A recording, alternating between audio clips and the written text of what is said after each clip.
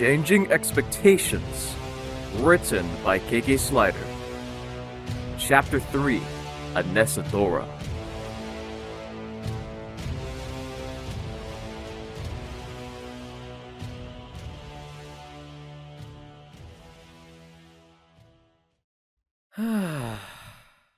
This is my life now. I was still in the pile of larvae, the center of a veritable mountain of changelings. At 2 feet tall, we were the highest point in the nursery. At least until the 2 changeling drones that first accompanied the queen returned to the room. One noticed me staring and paused mid-step, returning the stare.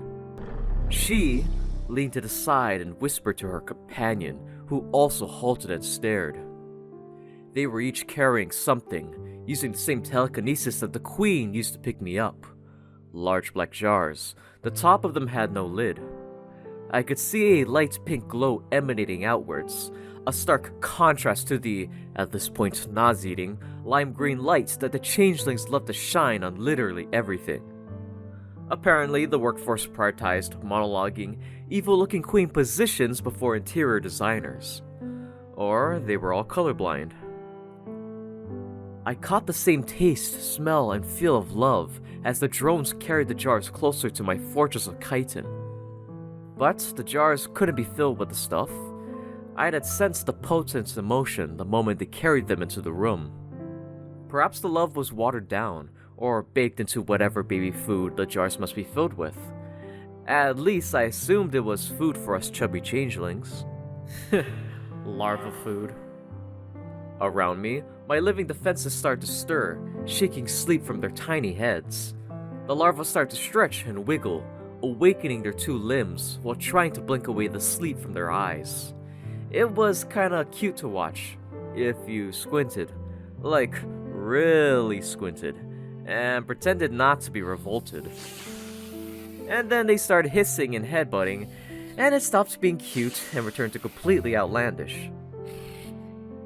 Despite the fact that I had been reincarnated as an emotion-eating bughorse royal that had mysterious voices whispering thoughts into my head, I felt that I was taking my new life quite well. I guess food is the way to my heart. I should really be screaming and panicking though. Maybe the voices prevent me from panicking? Speaking of voices, the chittering seemed to quiet down a bit every time they planted thoughts into my head. Again, another sentence that should send me into a tin hat wearing craze.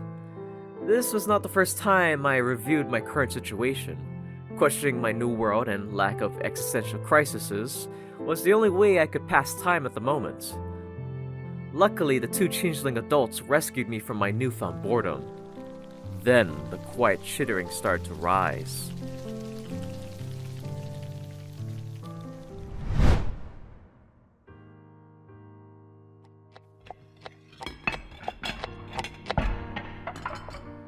Broodmother Lethoceris froze when she saw the orange eyes staring at her from the pile of young changelings.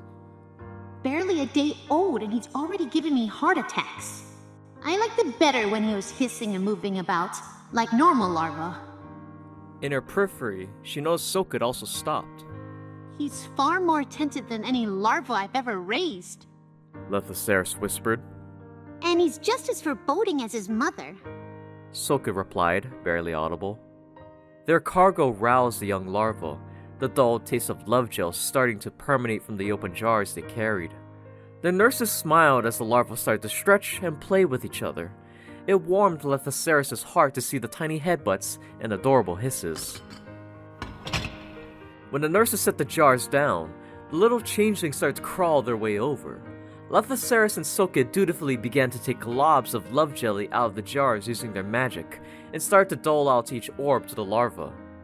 The larvae fought each other to get fed first, but in the end, all were fed. All except the little prince, who did not move from his spot, even when finally free of his young companions. He just stared. It was time for the first weave. Sokid levitated him over, setting Prince Phasma in front of her. Around the nurses, the larvae had finished eating, and were resuming the oh-so-fierce territorial displays that started when they woke up. Lethoceres started to speak, capturing the attention of the prince. Sokid began. Once, we were nothing. And called forth the ancient lore. Yes, indeed. Lethoceres answered. When the world was naught but strings, floating in dust, all dwelled within these strings. Separate, deaf, blind, with no air to sing, their voice could not travel between the strings. No thoughts were shared between beings. Sokid spoke. But with strange eons, nothing became something. Remembering the old lessons, she pulled. Lethoceres answered. Anarthropo, the great weaver, came from beyond all. They plucked the strings from their places and wove them together. For 11 days and 11 nights, Anarthropo weaved the world together. Rock joined rock and became mountains. Power and change joined to form time. Move and life fashioned to water, and so all was woven. This was easier than Sokid remembered. A glance at the being at her hooves answered her question of why. But one was forgotten. Changelings. The other Broodner spoke. Hung dearly to the end of their thread. All others, the ponies, the griffins, the sheep, had been woven. The changelings had not. The thread altogether hung limp below the great tapestry. They learned to weave. Heard Sokid. If only a royal was present for every first lesson. With threads so thin they could not be seen, changelings wove themselves in onto magic, onto emotion, onto change, onto 5 others. From the thread of together, the first weave was created. As Sokid and Lethoceres began to speak in their changeling tongue, the whispers and chitters of the weave rose to match. The words flowed in one ear and out the other, but the meanings were caught. The chirping and chittering resolved itself into words. Strings, Panarthropo, mountains, time, water. Each time when the weave started to quiet, Sokid would stoke the fire once again. Together, magic, emotion, change. The first weave was created. Even though the whole story was not heard by Phasma, he understood it. It was a neat story, and it ended in a phrase very similar to one from Earth. As it is woven, so it shall be, Thought the prince. The brood nurses stared, slack-jawed, at Prince Phasma. Sokid let the first lesson slip away, more out of shock than the fact that it was done.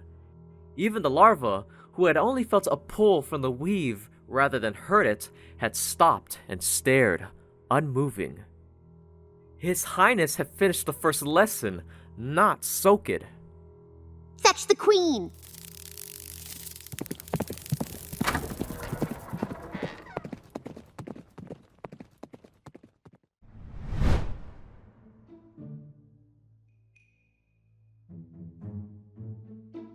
Queen Chrysalis was splayed over a stone chair, carved from the black igneous rock her drones had carried back in slabs from lands distant. The seats and back were padded with real wool and fabric. One of the perks of being the undisputed voice of authority was first, second, and third pick of the loot the infiltrators brought back with them. She was looking down on a map of Equestria lying on the table in front of her. It was a useless effort. She had already studied its faded yellow visage inch by inch. Chrysalis had even committed it to memory. But sitting in this comfy chair, brooding over a fitted map, brought her some semblance of comfort. She would occasionally accent her alone time with some evil cackling if she was feeling creative. Then, as all great and totally benevolent monarchs do, she began to monologue to herself. But a loud knock on her study's door interrupted. With a pained groan, Chrysalis put her head in her hooves. This had better be important. A muffled voice responded. My queen, there has been an incident. Open the door, you incapable waste of chitin. At once, my queen. An armored changeling drone shouted as he opened the door. He saluted and stood at attention. Oh, by the... Now you may tell me your message. My queen, there has been an incident in the nursery.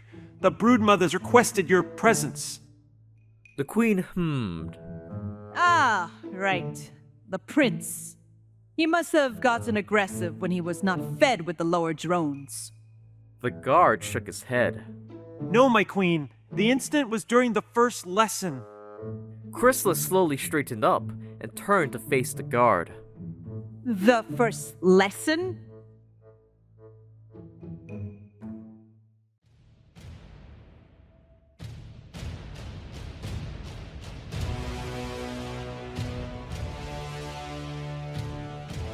Changing Expectations. Written by KK Slider. Chapter 4. Olympus.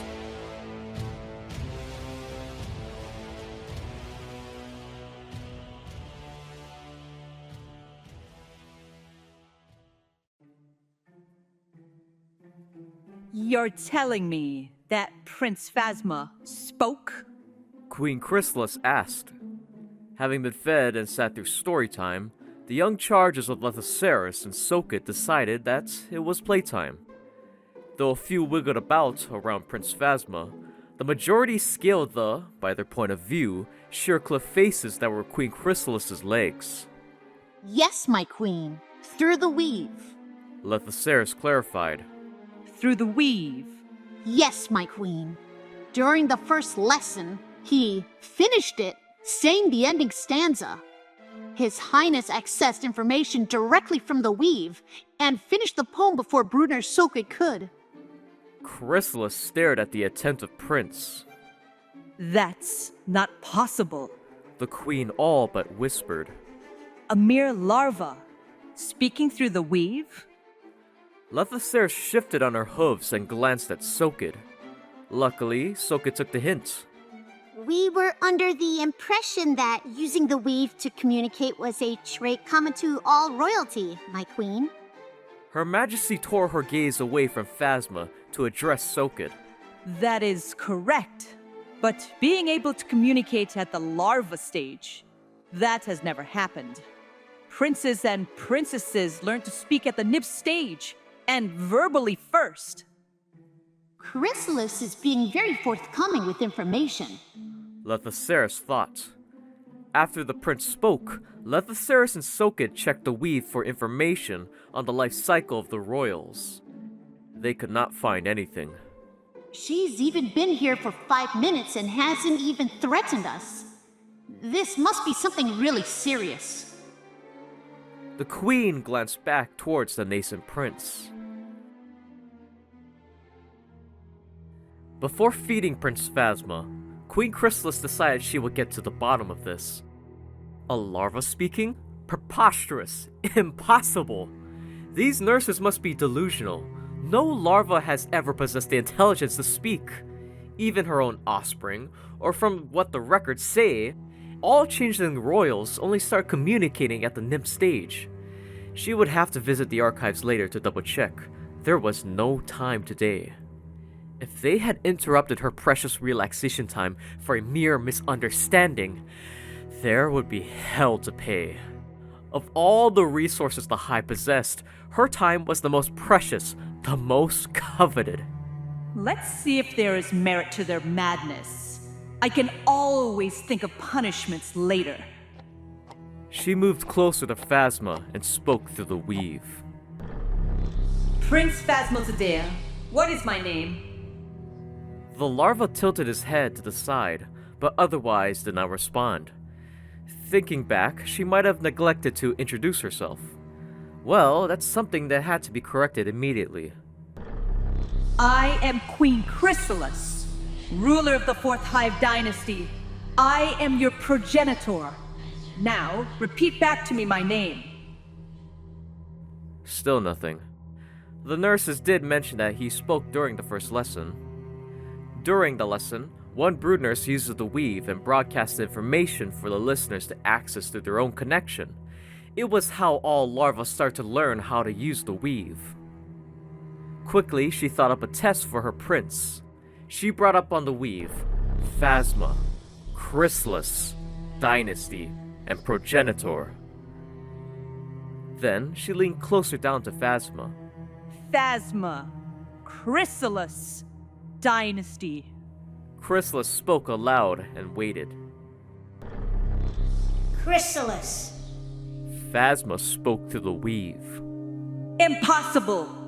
The queen shot up right, dislodging a few larvae that clung to her. Rather than saying progenitor, the word that was left unsaid, or expectantly remaining silent, the prince had answered Chrysalis. Chrysalis's mind raced with possibilities, implications, and ideas. This changes everything. Prince Phasmotadea will be in my direct care from now on. Queen Chrysalis addressed the other two changelings in the room, actually capable of speech. Verbal speech. She unconsciously corrected herself. Chrysalis regurgitated some love from her personal stores for Phasma. The pure love would accelerate his growth. She decided to personally feed him every day, before and after giving him lessons, instead of having love delivered for him. That would reinforce her position in his life as provider of everything under the sun. Or would it? He seems to be quite intelligent. This is the most interesting phenomenon I have ever seen since Lieutenant Colonel Acrid exploded during the last war games. No, definitely longer than that.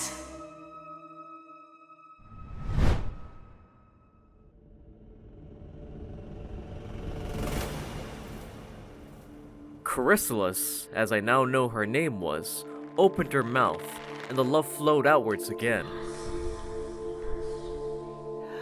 Again, I drank in the wonderful pink cloud. The familiar senses of complete euphoria filled my being, just as warm and filling as the first time, and I slumped over. So this is why people do drugs. They're amazing. She then picked me up and placed me on her back using her telekinesis. That was a really neat trick that I need to learn as soon as possible. This whole lack of finger sting hadn't been a problem so far, but I mean, it's telekinesis. Who wouldn't want telekinesis? Bug Mom also removed the other larva from her, then turned and left the room with me still on her back. Field trip.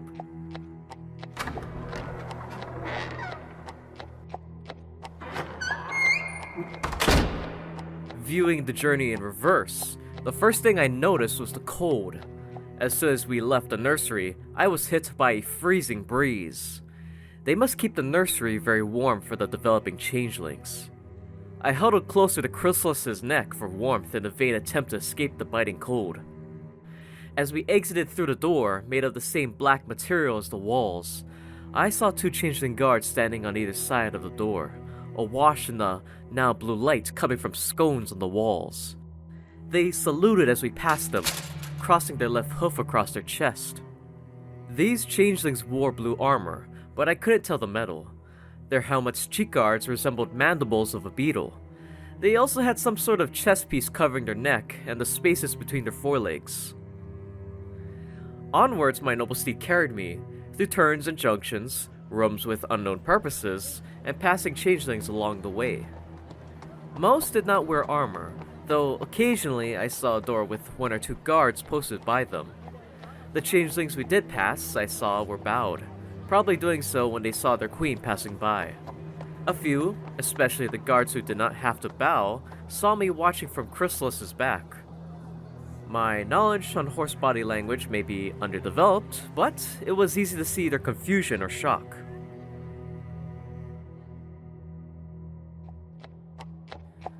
We were climbing high, I realized after the third staircase. Higher, higher, yet higher.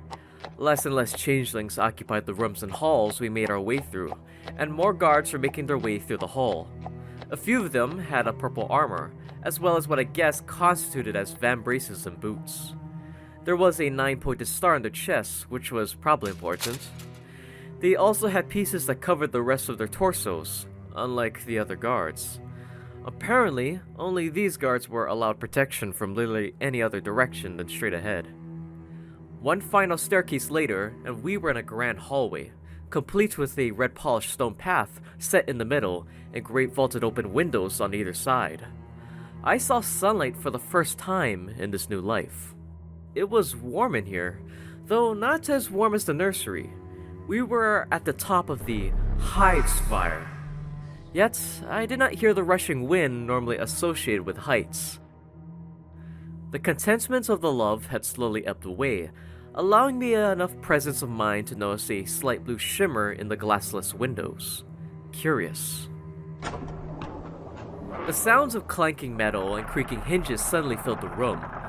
We then passed through a pair of massive doors, which must have just opened. The doors were covered in carvings and colors, but my attention was elsewhere. We were in a throne room. That was the only explanation I had for the massive vaulted ceiling, the even bigger, though less wide windows, and the various black, blue, and green tapestries of an unknown material that hung from warped rafter support beams. More royal guards in purple armor stood at attention in this room, at least 12 in total.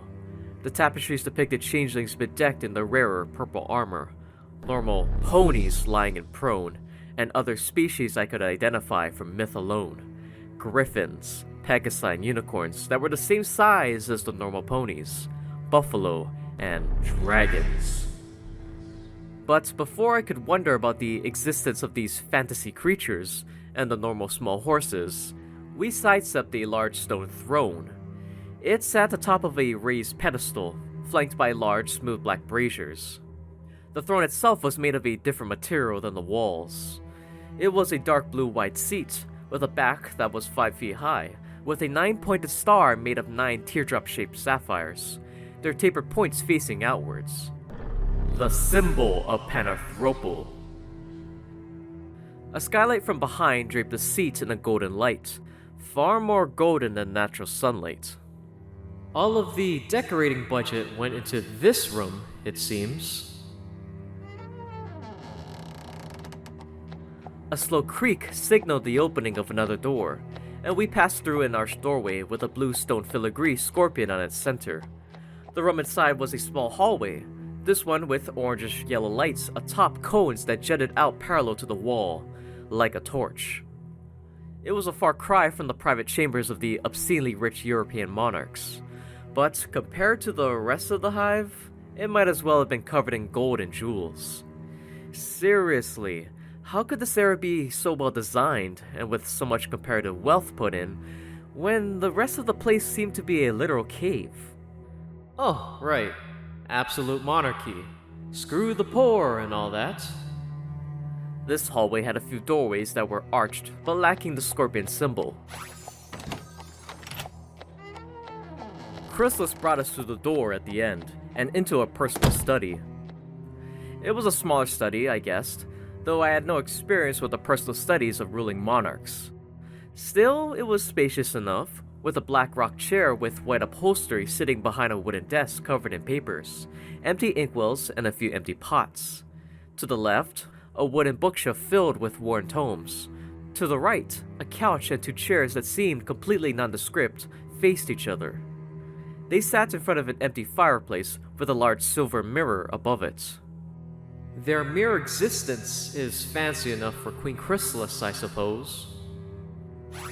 I was moved from Chrysalis's back and put down onto the couch. She sat in one of the opposite chairs, looked at me, and sighed. Prince Phasma, you'll be staying with me from now on. Your tutelage will begin tomorrow. Tutelage? Aw, hell. School again? I knew there was a catch to being reincarnated as an emotion-eating, half-calipator, half-bug horse prince.